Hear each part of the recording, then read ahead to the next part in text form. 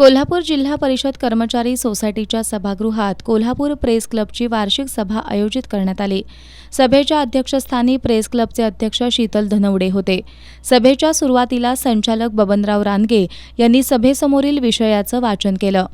Press क्लबचे अध्यक्ष शीतल धनवडे यांनी यावेळी बोलताना गेले कित्येक वर्ष पत्रकारांच्या घरकुलाचा प्रश्न प्रलंबित होता। तो प्रश्न आता जवळपास मार्गी लागला असून लवकरच त्याच्या भूमिपूजनाचा कार्यक्रमही पार पडेल असा विश्वास व्यक्त केला। नियमित कार्यरत असलेल्या पत्रकारांना सभासद करून घेण्याचा निर्णय या बैठकीत घेण्यात आला। त्याचबरोबर विद्यमान संचालक मंडळानं मागील वर्षात उत्कृष्ट काम केल्यानं त्यांना पुन्हा 1 वर्षांची मुदतवाढ देण्याचा निर्णय या सभेत एकमतानं मंजूर करण्यात आला। प्रेस क्लबच्या नावामध्ये काही तांत्रिक अडचणी उद्भवत असतील तर त्या नावात सुधारणा करण्याची सूचना ज्येष्ठ पत्रकार कृष्णात जमदाडे यांनी केली, तर पत्रकारांसाठी कल्याण निधी उभारण्याची सूचना विजय जाधव यांनी केली। वेब पोर्टलच्या पत्रकारांना सभासद करून घेण्याचा विषय उपस्थित झाला, परंतु त्याला विरोध झाल्यानं हा विषय मागं पडला।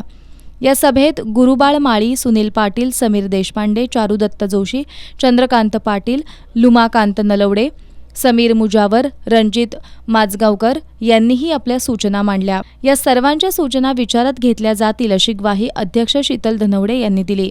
यावेळी उपाध्यक्ष प्रशांत आयरेकर, सुखदेव गिरी, दिलीप भिसे, शिवाजी यादव, संग्राम काटकर यांच्यासह वृत्तपत्रातील आणि इलेक्ट्रॉनिक मीडियातील पत्रकार, छायाचित्रकार मोठ्या संख्येनं उपस्थित होते।